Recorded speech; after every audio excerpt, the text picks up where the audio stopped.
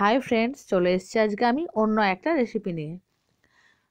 একটা বাঁধাকপি দিয়ে আমি অন্য রকম রেসিপি বানাবো। এই রেসিপিটি আমি আমার জেঠিমার কাছেই শিখেছি। বাঁধাকপিটাকে সেজন্য ছোট্ট ছোট্টভাবে আমি কেটে নিয়েছি।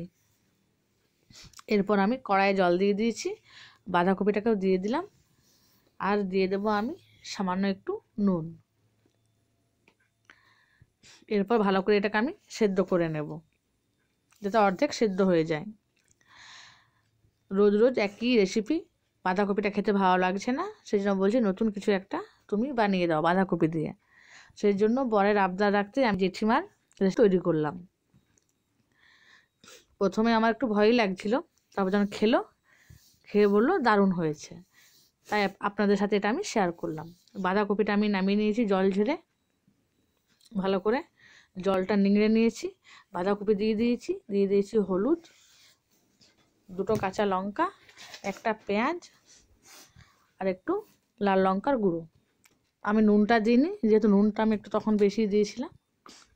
আর দিয়ে দিয়েছি এখানে আমি সরষে আর পোস্ত মিক্স করে বেটেছিলাম, সেটাই আমি দিয়ে দিলাম ভালো করে। এরপর ভালো করে এটাকে মিক্স করে নেব আমি। এই রান্নাটা কিন্তু খুব চটজলদি হয়ে যায়, আর গরম ভাতও খেতে খুব সুন্দর লাগবে। আপনারা একবার এটা ট্রাই করে দেখবেন।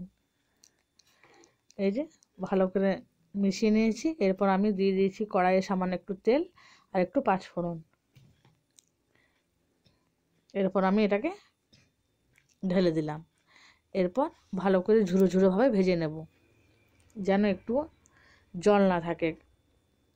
একটু একটু জল আছে, এটাকে ভালো করে আমি একদম ঝুরো ঝুরো, খুব ঝুরো হবে না, যাতে জলটা মরে যায়, সেরকমভাবে এটা ভেজে নেব।